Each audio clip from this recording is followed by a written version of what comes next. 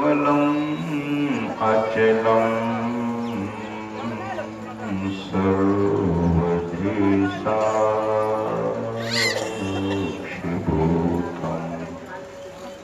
भावातीतम् त्रिगुणरहितम् सद्गुरुं तं नमामि।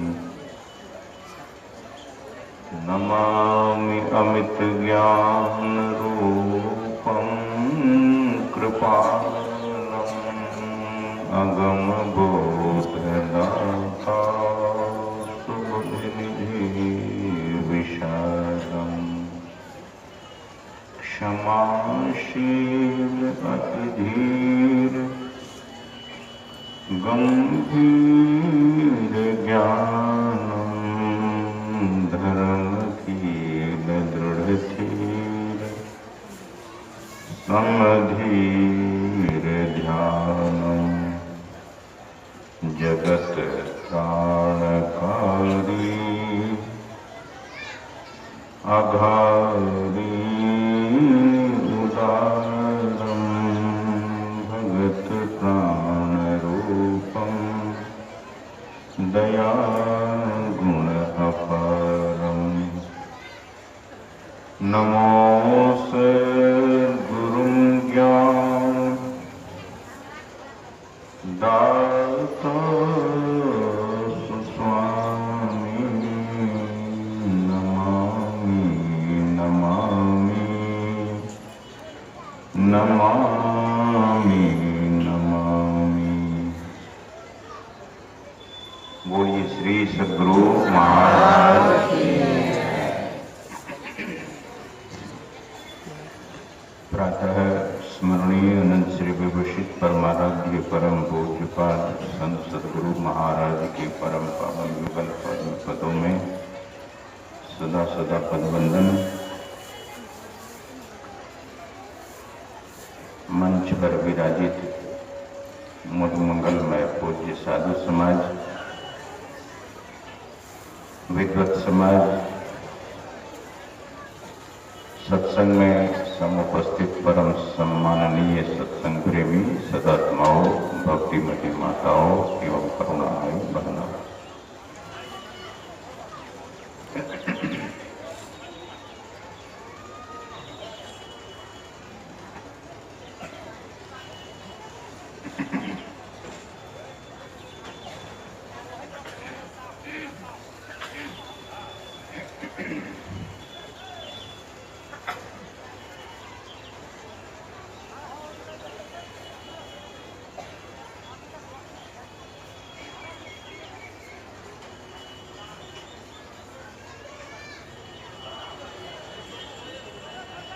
परमात्मा की भक्ति के संबंध में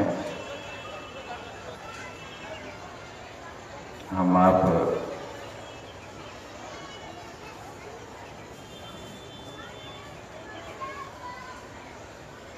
हमारे श्रद्धेय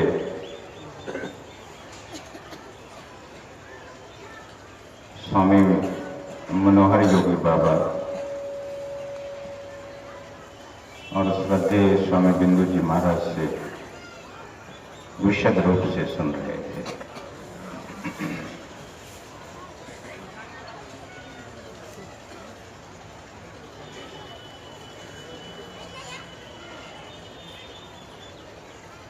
पूज्यपाद महर्षि संतसेवी जी महाराज और पूज्यपाद महर्षि शाही स्वामी जी महाराज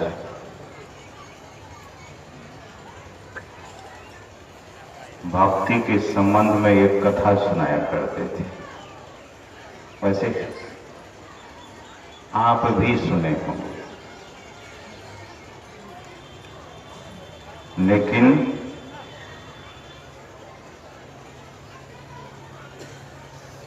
वह कथा, वह प्रसंग बार बार सुनने जैसा है।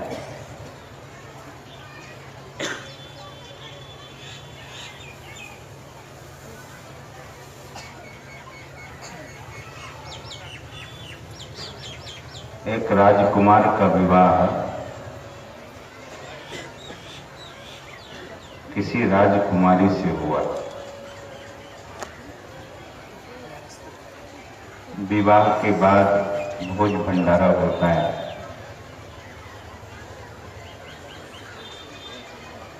लोग घूमने जाते हैं।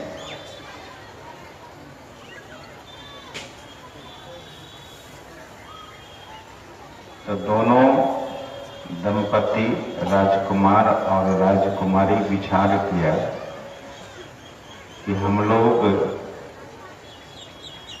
अपने देश में नहीं, देश से विदेश घूमने जाएंगे, बाहर के मुल्कों में जाएंगे।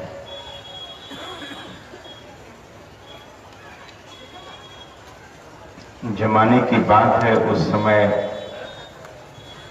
हवाई जहाज नहीं चलता था,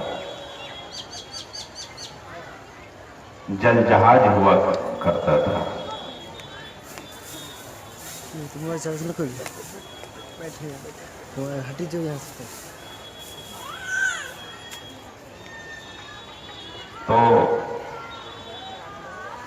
दोनों पति पत्नी राजकुमार और राजकुमारी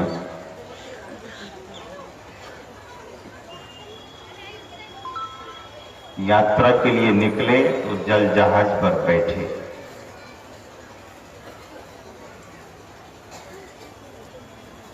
जहाज रवाना हुआ और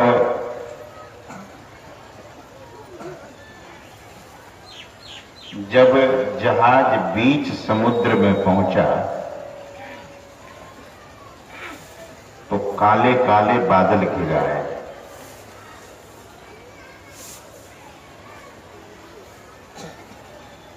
जिधर नजर जा रही थी उधर ही आसमान काला नजर आ रहा था।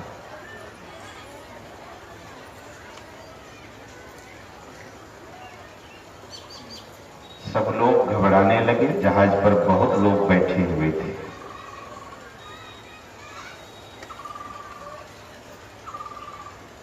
थोड़ी हवा चली तो समुद्र में हिलोरें उठने लगी, लहरें ऊंची ऊंची उठने लगी।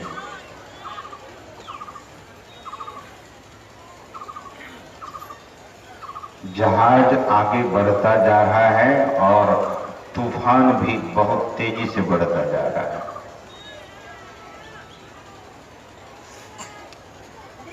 तूफान जहाज को घेर लेता है। समुद्र का जल सैकड़ों फीट ऊपर और सैकड़ों फीट नीचे, ऊपर नीचे। जो समुद्र में जहाज होता है वो आधा आधा किलोमीटर का भी होता है, एक एक किलोमीटर का भी होता है, इतना बड़ा होता है। लेकिन होता है वह पानी पर है।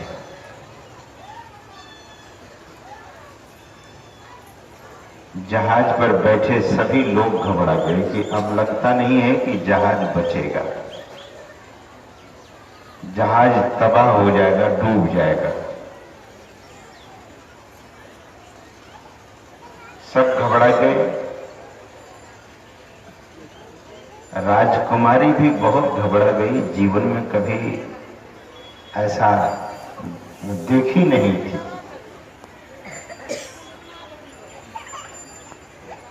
सब लोग तो घबरा गए, राजकुमारी भी बहुत घबरा रही थी।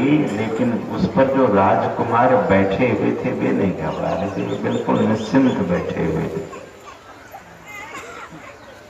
राजकुमारी बार बार अपने पति राजकुमार के चेहरे को देखती थी और उनको लगता था कि सब लोग तो बेचैन हैं, सब लोग भयभीत हैं, भयाक्रांत हैं, लेकिन मेरे पति निश्चिंत होकर के बैठे। तो राजकुमारी अपने पति राजकुमार के कंधे को पकड़कर झकझोर देती है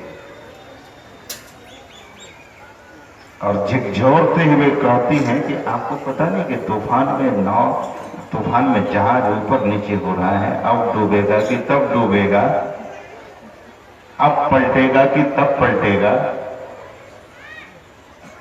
आप निश्चिंत बैठे हैं। राजकुमार अपने मयान से तलवार खींच लेता है, निकाल लेता है और तलवार निकालकर उनके गर्दन पर रख देता है, राजकुमारी के गर्दन पर। राजकुमारी थोड़ी सी मुस्कुराकर कहती है कि इस विषम परिस्थिति में आपको मजाक सूझ रहा है, मेरे गर्दन पर आप तलवार रख रहे हैं, ये कौन सा मजाक है?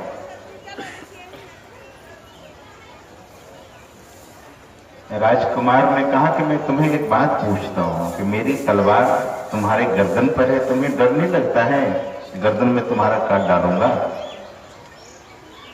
राजकुमारी कहती है कि नहीं, आपकी तलवार से मुझे डर नहीं लगता है।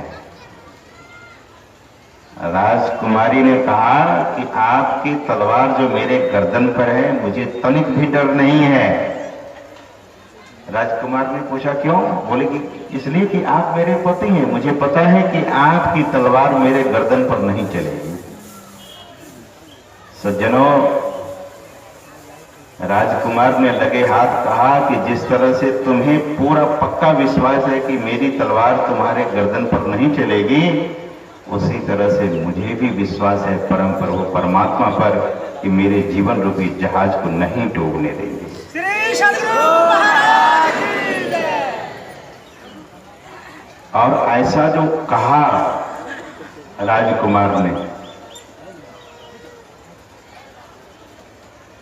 तुरंत तूफान शांत हो गया। ऐसा लगा चमत्कार हो गया, चमत्कार हो गया ऐसा लगा। तुरंत तूफान शांत हो गया। राजकुमार को विश्वास था परमात्मा पर। गोस्वामी तुलसीदास जी महाराज कहते हैं, भवानी शंकरो वंदे। ध्यान से सुनिएगा, गोस्वामी जी संत थे, मानस को बढ़िए। अब कहते क्या हैं? कहते हैं, भवानी शंकरो वंदे श्रद्धा विश्वास रूपिणो। राजकुमार को विश्वास था। मानस की ही पंक्ति में दूसरी जगह कहते हैं कि बिनु विश्वास भगति नहीं, अत्ते ही बिनु द्रवहि न राम। विश्वास नहीं हो तो भक्ति नहीं होगी। पूज्यपाद महर्षि साईं स्वामी जी महाराज कहते थे, महापुरुष की वाणी बड़ी गहरी होती है।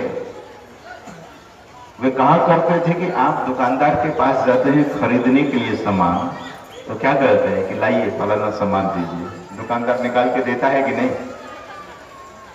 दुकानदार ये तो नहीं कहता कि लाइए पैसा पहले दीजिए। आप कहते हैं कि सामान निकाल करके दीजिए, तो दुकानदार आपके कहने पर सामान निकाल करके दे देता है। क्यों? क्योंकि दुकानदार को विश्वास है कि आप पैसा भी देंगे। पूज्यपाद कहा करते थे कि अगर दुकानदार को विश्वास नहीं हो और ग्राहक को भी विश्वास है कि मैं कहूंगा सामान देने के लिए तो सामान दे देगा।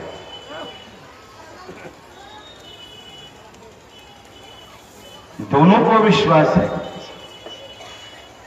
अगर विश्वास नहीं है तो दुकानदार कहेगा पहले पैसा दो और ग्राहक कहेगा पहले मुझे सामान दो, तो फिर बात ही नहीं बनेगी।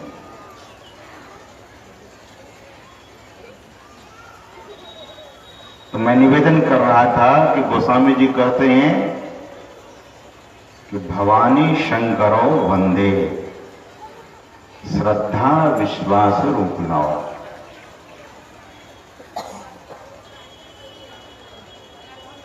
भवानी और शंकर, भगवान शंकर। भवानी क्या है? आपकी श्रद्धा ही आपकी भवानी। जिसके भीतर में श्रद्धा है उनको पार्वती की उपासना करने की जरूरत नहीं है। पार्वती क्या है? बोले श्रद्धा स्वरूप है। श्रद्धा है तो पार्वती प्रसन्न है। और विश्वास, यहां गोस्वामी जी बहुत स्पष्ट रूप से कह रहे हैं कि विश्वास स्वरूप है भगवान शंकर। भगवान का रूप विश्वास रूप है।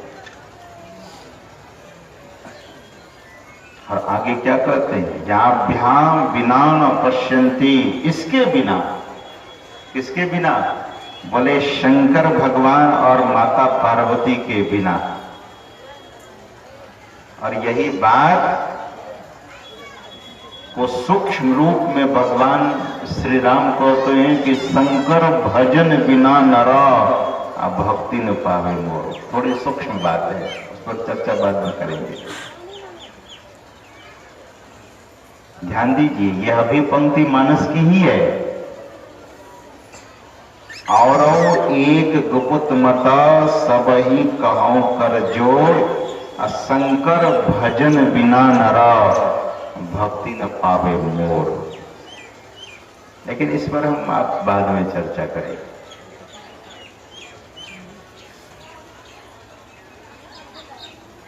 भगवान शंकर विश्वास रूप है और माता पार्वती श्रद्धा रूप है। गोस्वामी जी कहते हैं कि जिसके अंदर श्रद्धा और विश्वास है उनको भगवान ईश्वर परमात्मा जरूर मिलेंगे। और जो श्रद्धा और विश्वास रखते हैं, समझ लीजिए भगवान शंकर और माता पार्वती उनके साथ है।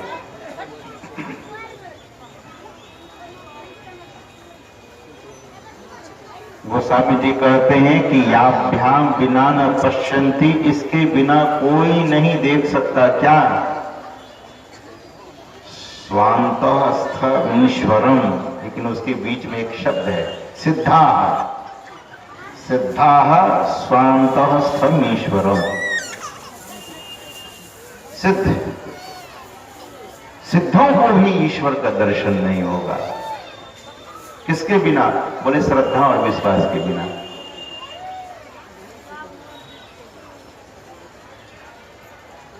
भजन भक्ति में श्रद्धा और विश्वास,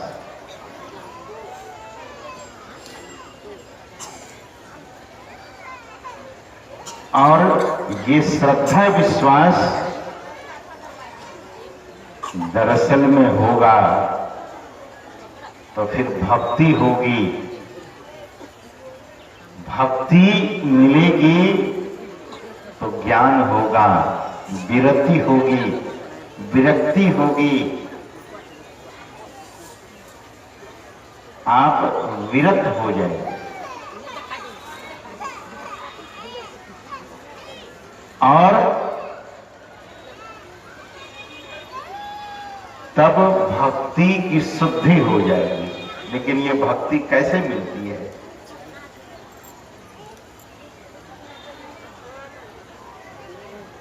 ये भक्ति केवल सत्संग मात्र से, भक्ति स्वतंत्र सकल सुख खानी, बिनु सत्संग न पावहि प्राणी।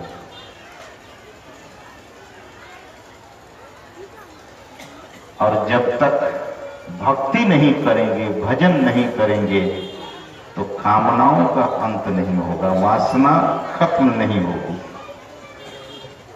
राम भजन बिनु मिटहि की कामा, परमात्मा की भक्ति के बिना ये कामनाएं समाप्त नहीं होती है, वासनाएं समाप्त नहीं होती है।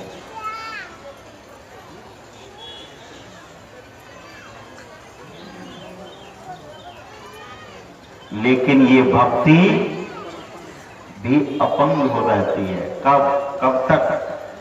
जब तक उनको साधु संतों का संग न मिले। भक्ति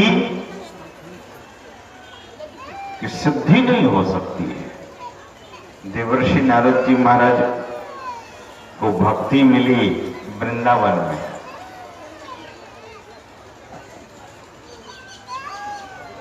भगवान श्री कृष्ण जब इस धराधाम से चले गए तो देवर्षि नारद जी के मन में हुआ कि भगवान के जाने के बाद पृथ्वी लोक की क्या स्थिति है, जरा देखनी चाहिए।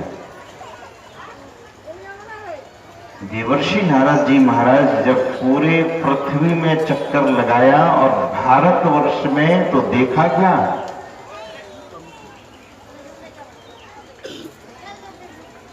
देवर्षि नारद जी महाराज कहते हैं महर्षि वेदव्यास जी महाराज से कि महाराज जब मैं पूरे भारतवर्ष में घुमा, संकादिक ऋषियों से कहते हैं कि पूरे भारतवर्ष में गया तो कलौर मले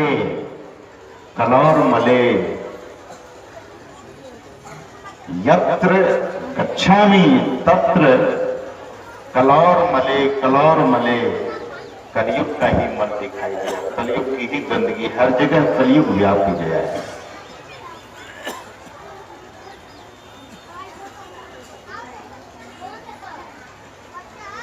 तब देवर्षि नारद जी महाराज के मन में हुआ, इस बच्चे को भगाइए यहां से,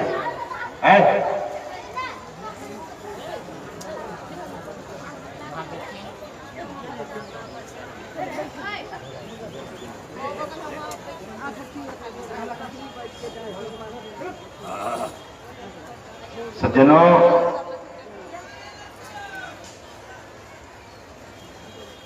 देवर्षि नारद जी महाराज के मन में हुआ कि भगवान तो आए थे धराधाम पर, हर जगह कलयुग, हर जगह कलबल छलबल चल रहा है, तो भगवान जहां लीला की है वहां देखते हैं। तो वहां जब आए तो एक युवती से भेंट हो गई। युवती उनके रास्ता को रोकती है। देवर्षि नारद जी महाराज जा रहे थे तो एक युवती ने रास्ता रोक लिया देवर्षि नारद जी महाराज का। क्या कहकर, भो साधो क्षणम तिष्ठ। ऐ साधो महाराज, आप क्षण भर के लिए ठहरिए। ऐ महापुरुष, आप क्षण भर के लिए ठहरिए। देवर्षि नारद जी महाराज रुकते हैं और पूछते हैं कि भाई कौन देवी है, मन को पूछते हैं। फिर उनसे पूछते हैं आप कौन हैं, तो वह युक्ति परिचय देती है कि भक्ति रीति ख्याता, मैं भक्ति देवी हूं। और ऐसा कहकर भक्ति देवी रोने लगी। ध्यान से सुनिएगा, संत के समीप भक्ति माता रो रही है। देवर्षि नारद जी महाराज संत पुरुष हैं, उनके सामने भक्ति माता रोने लगी तो देवर्षि नारद जी महाराज को करुणा दया, स्वाभाविक बात है, आपके समीप कोई रोने लगते हैं तो आपके भी आंख, अगर आप दयालु हैं तो आपकी भी आंखों में आंसू आने की संभावना हो जाती है। और कहीं परिचित लोग हैं, आपके कोई परिचित लोग रोने लगे आपके सामने तो आप भी रो पड़ते हैं, ये स्वाभाविक बात है। पूरे संसार पर अगर कोई दया करने वाले होते हैं तो वे संत पुरुष होते हैं। भक्ति देवी जो रोने लगी तो देवर्षि नारद जी महाराज ने पूछा कि अरे माता, आप रोती क्यों हैं? बोले महाराज, मैं अपना परिचय दे दूं।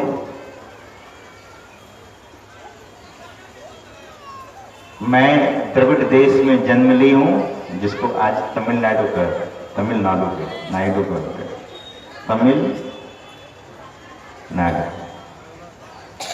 वहां उसको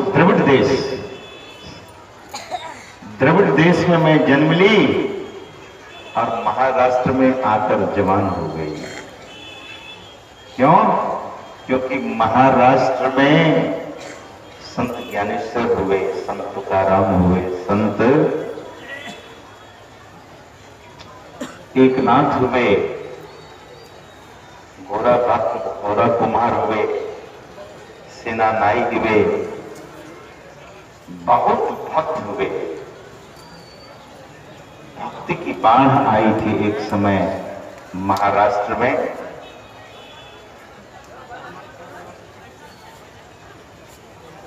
भक्ति की बाढ़ आई थी महाराष्ट्र में। कबीर साहब को नहीं रहा गया।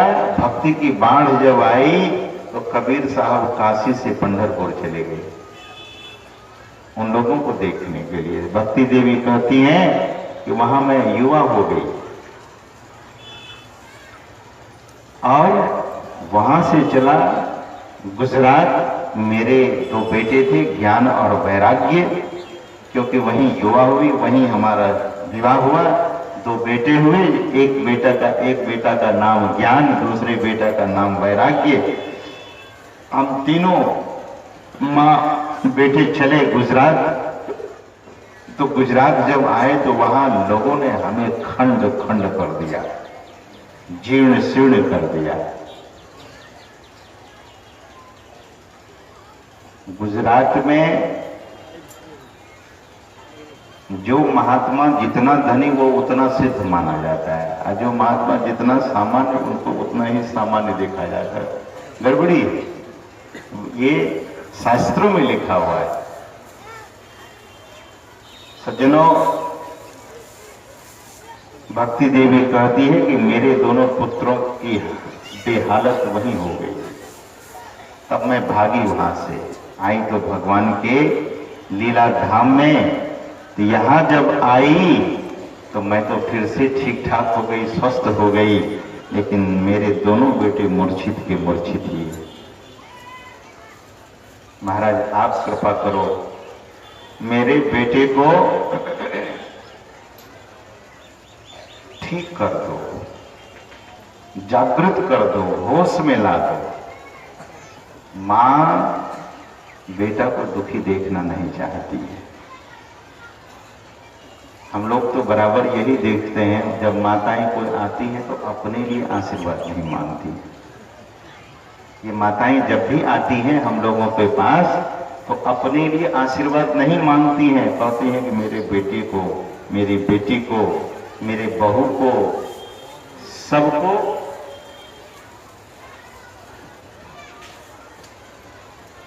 सबको आशीर्वाद दीजिए।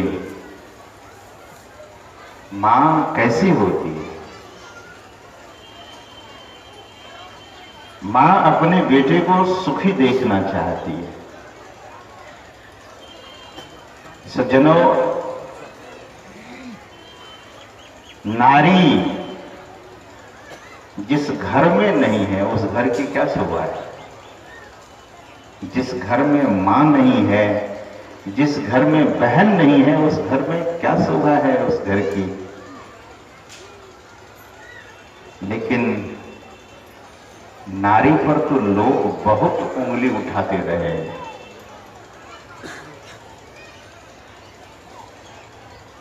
प्रतिदिन माताएं भोजन बना के देती हैं और एक दिन अगर नमक ज्यादा हो गया तो बोले कैसे नमक डालती है।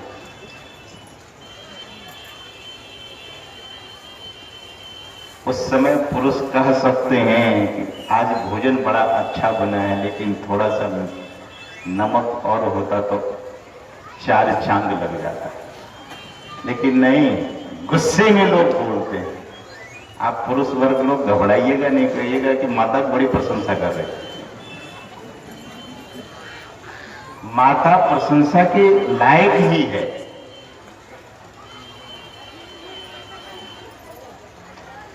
पुरुष तो कितना भी कुछ कर ले, लेकिन घर में आकर रोटी वही बना के देती है। नारी और धरती को दोनों को एक कहा गया है, नारी और धरती। ध्यान से सुनिएगा, धरती पर कितना अत्याचार लोग करते हैं, क्या क्या करते हैं। धरती कभी कुछ बोलती है? नारी को बहुत उलाहना दिया जाता है, लेकिन शास्त्र कहता है जिस घर में नारी का सम्मान होता है, जिस घर में नारी को लक्ष्मी के रूप में देखा जाता है, उस घर में कभी दरिद्रता नहीं आ सकती है। शास्त्र कहता है। नारी तो सम्माननीय है। आप अगर हमको पूछेंगे तो मैं यहां से ऑस्ट्रेलिया तक जाता हूं, भारत छोड़ करके बहुत सारे मुल्कों में जाता हूं। अगर सीसी कैमरा यहां लगा दिया जाए और संख्या गिनी जाए तो माताओं की संख्या ज्यादा है, पुरुषों की कम है। यही नहीं, विदेशों में भी यही हाल है। देखा, माताएं ज्यादा होती है, पुरुष कम होते हैं। नारी बहुत व्रत करती हैं और पुरुष कितने व्रत करते हैं जरा बताइए। माताएं तो बहुत तरह के व्रत करती हैं, पति के लिए, बेटा के लिए, बेटी के लिए। कोई साधारण नहीं होती है। भक्ति देवी की बात आई है, एक नारी की बात आई है। आप लोग पुरुषों से हम निवेदन कर रहे हैं, अब गुरुजनों से मैं निवेदन कर रहा हूं कि आप लोग अन्यथा नहीं लीजिएगा। हम आप इस दुनिया में हैं तो नारी ही हम आपको लेकर आई थी, क्योंकि नारी के पेट में, मां के पेट में हम लोग रहे। सज्जनों, भक्ति भी नारी है। ध्यान से सुनिए, भक्ति नारी करेगी और भक्ति पुरुष करेंगे तो दोनों का काम बनेगा। भक्ति नारी है, भक्ति में शक्ति है। दूर नहीं हुई तब देवर्षि नारद जी महाराज ने कहा कि माता आप यहां रुको, मैं आता हूं, उपाय करें। तो देवर्षि नारद जी महाराज चले गए हिमालय। सनकादिक ऋषियों से जब भेंट हुई तो सनकादिक ऋषि से यह बात कही, महाराज मैं बहुत दुखी हूं। बोले आप दुखी हैं? हाँ, क्योंकि भक्ति देवी के दुख को मैं दूर नहीं कर सका, इसलिए दुखी हूं। अरे उनको सत्संग सुना दीजिए नारद जी। बोले सत्संग तो क्या, मैं मंत्र सुना दिया हूं, सत्संग तो आप निवृत्ति परायण महापुरुष सुनाएंगे। देखिए देवर्षि नारद जी महाराज क्या कह रहे हैं। तो सनकादिक ऋषियों ने कहा कि देखिए नारद जी, सत्संग तो सुनाना पड़ेगा जाकर। ये तभी से परंपरा बनी। पहले क्या परंपरा थी कि जिसको सत्संग सुनना होता था वे महात्मा की कुटिया में जाते थे। गौर कीजिएगा, महात्मा लोग सत्संग करने लोगों के बीच में नहीं आते थे। ये परंपरा नहीं थी। ये परंपरा किसने बनवा दी? देवर्षि नारद जी महाराज ने सनकादिक ऋषियों को कहा कि महाराज भक्ति देवी को चलकर सत्संग सुना दीजिए। तो देवर्षि नारद जी की बात को सुनकर के सनकादिक ऋषियों ने कहा कि नहीं नहीं नहीं, ऐसा बोलिए भी नहीं। क्यों? बोले हम निवृत्ति परायण महात्मा है, हम हिमालय छोड़ करके नहीं जाएंगे। देवर्षि नारद जी महाराज बहुत अनुनय विनय किया, बहुत प्रार्थना की, बहुत विनती की। और आपको पता है, जब लोग हाथ जोड़ने लगते हैं, बहुत बार लोग कहते हैं हम लोगों से, महाराज हमारे घर चलिए, तो ऐसे बोलते थे, हम लोग भी ऐसे बोलते हैं, ठीक है देखेंगे। लेकिन बहुत भक्त लोग जब हाथ जोड़ करके बहुत विनती करने लगते हैं तो जाना ही पड़ता है। प्रार्थना विनती में बड़ी ताकत है, बड़ी शक्ति है। आप हाथ जोड़कर किसी को भी कोई बात मना सकते हैं। देवर्षि नारद जी महाराज, आपने देखा नहीं? बीच की एक बात बताता हूं, वो क्या, अभी इलेक्शन आने वाला है सांसद लोगों का, और छोटे छोटे आदमी को भी हाथ जोड़ेंगे, हाँ जरा सा मेरा ख्याल रखिएगा। नहीं, सांसद लोग यही आकर के जो उम्मीदवार लोग होंगे, सबका हाथ जुड़ा हुआ देखिएगा, और घर घर में जाते हैं और कहते हैं कि हम तो आपके बेटे हैं। किसी बूढ़ी माता को पकड़ लेते हैं, कहते हैं कि मैं तो आपका बेटा हूं, तो उनको माता को बड़ा अच्छा लगता है, उनके चरण छूते हैं।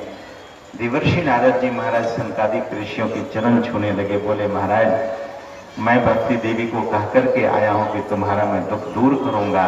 महाराज कैसे होगा, आप नहीं जाएंगे कैसे होगा महाराज, आप कम से कम चल करके भक्ति देवी को सत्संग सुना दीजिए। तो सनकादिक ऋषियों ने कहा कि ठीक है नारद जी, जब आप इतनी विनती करते हैं तो हम लोग हरिद्वार तक जा सकते हैं, हरिद्वार से आगे नहीं जाएंगे। क्या बोले कि हम लोग हरिद्वार तक जाएंगे, हरिद्वार से आगे नहीं जाएंगे। शास्त्रों में वर्णन आया है, जब आप कभी हरिद्वार जाएं तो देखिए वहां की पवित्रता को। लोग कहते तो ऐसे भी हैं, लेकिन हरिद्वार में जितने संत महापुरुष मुक्त हुए हैं, जितने लोग तपस्या, जितने संत महापुरुष वहां हुए हैं, तपस्या किए हैं, ध्यान किए हैं, भजन किए हैं, सत्संग किए हैं, उतना कहीं हुआ भी नहीं है। और धरती पर सबसे पहले कहीं सत्संग हुआ तो वो हरिद्वार की ही धरती है।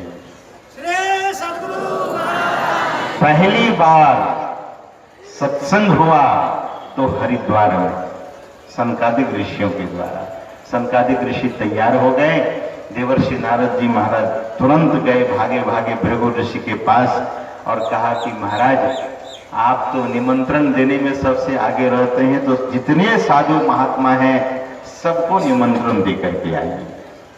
सनकादिक ऋषि हिमालय से उतरकर हरिद्वार आ रहे हैं।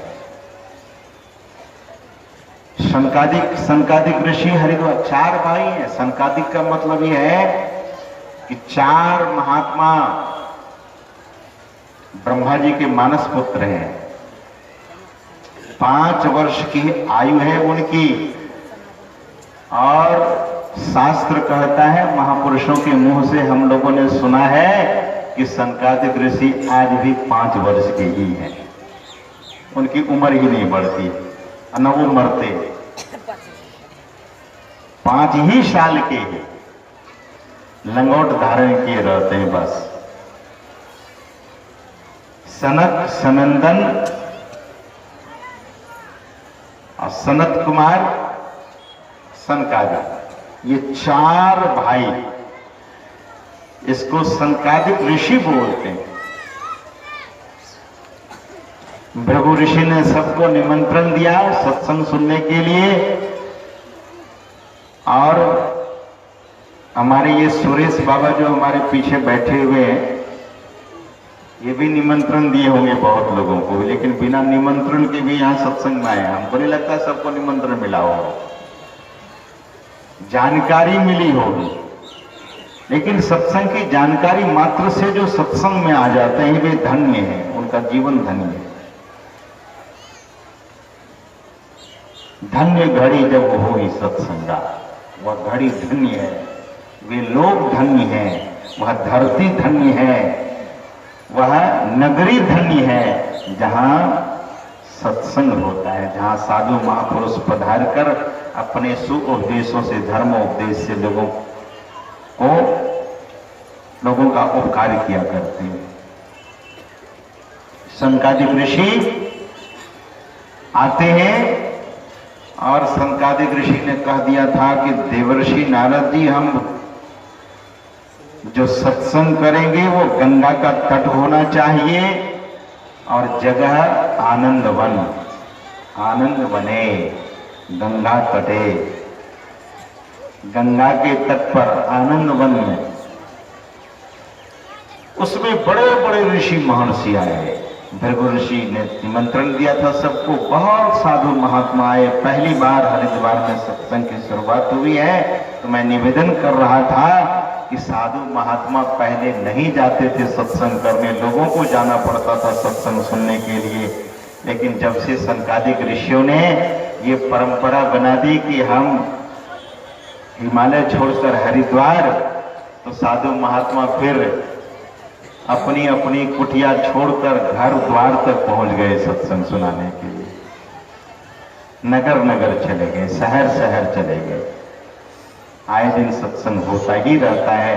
सज्जनों, जब सत्संग होने लगा तो कहते हैं कि 7 दिनों तक लगातार सत्संग हुआ, और सत्संग के अंत में और शुरू में भजन होता है। हमारे उमेश जी भजन सुनाते हैं ना आप लोगों को। जब अभी सत्संग प्रवचन समाप्त होगा तो तो भजन।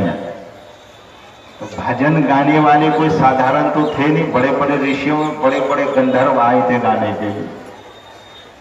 और गंधर्व विद्या तो है ही, ये संगीत क्या है? गंधर्व विद्या है। देवर्षि नारद जी महाराज भी गंधर्व बने एक बार। तो खुद गंधर्व जो बने थे महापुरुष पहले जन्म में, वे देवर्षि नारद जी महाराज, जिनके हाथ में हमेशा वीणा रहती है। देवर्षि नारद जी महाराज वीणा बजाते हैं। महर्षि में ही आश्रम कुप्पा घाट में जब रात्रि काल में सत्संग होता था, तो पूज्यपाद महर्षि साई स्वामी जी महाराज जब भजन गाने लगते थे तो वो एक तारा बजाते थे। हम लोगों ने देखा।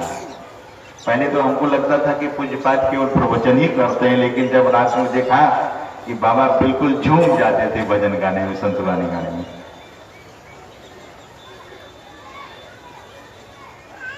तो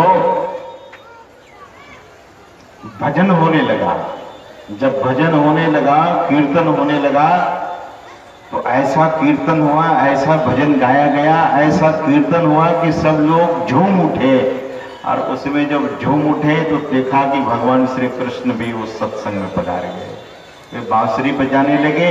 उद्धव जी आए थे तो वे मजीरा बजाने लगे। देवर्षि नारद जी वीणा बजाने लगे। इंद्र भगवान भी आगे वे झाल बजाने लगे। और बहुत देवी देवता और ऋषि महर्षि लोग भजन जो गाने लगे। जैसे संत ज्ञानेश्वर जी महाराज भजन कर रहे थे, संत नामदेव जी भजन गा रहे थे, कीर्तन कर रहे थे। तो कीर्तन की धुन काशी पहुंची थी तो कबीर साहब वहां पहुंच गए। कहते हैं कि संत जब कीर्तन करते हैं, संत ज्ञानेश्वर, संत ज्ञानदेव, संत नामदेव, एकनाथ और गोरा कुम्हार, सब संत जब कीर्तन करने लगे तो भगवान की, जैसे यहाँ भगवान का स्थान है ना, उसी तरह से वहां विट्ठल देव भगवान का मंदिर था। मूर्ति भी आकर संत महापुरुषों के बीच में नाचने लगी। पत्थर की मूर्ति, पत्थर की भी मूर्ति नाचती है। उसके अंग प्रत्यंग कैसे ढीले होंगे, लेकिन ईश्वर तो बड़े लीलाधारी होते हैं, सज्जनों सर्व समर्थ होते हैं। मूर्ति नाचने लगी। अब मूर्ति नाचने लगी तो उस कीर्तन में कबीर साहब भी पहुंचे थे। तो विट्ठल भगवान तो धोती पहने हुए थे, क्योंकि भक्त लोग उनको धोती पहनाते थे। तो विट्ठल भगवान जब खूब नाचने लगे तो धोती ही उनकी खुल गई। धोती खुल गई तो विट्ठल भगवान से कबीर साहब ने कहा, वे भी नाच रहे थे साथ में। कबीर साहब ने कहा कि अरे महाराज, यहाँ बहुत लोग हैं, आपकी धोती खुली जा रही, जरा संभालिए। विट्ठल भगवान धोती संभाल के जो खड़े हुए सो वहीं खड़े रह गए। लाज से काठ हो गए। आप कभी पंढरपुर जाएंगे तो विट्ठल भगवान की मूर्ति मंदिर में नहीं है, आज धोती संभाले हुए वहीं खड़े हैं जहां नाचने लगे। आज भी उसी स्थिति में खड़े हैं। ऐसा नहीं कि मूर्ति बनाई गई है, मंदिर में मूर्ति नहीं है, मूर्ति बाहर में खड़ी है, वो भी धोती संभाल करके खड़ी है।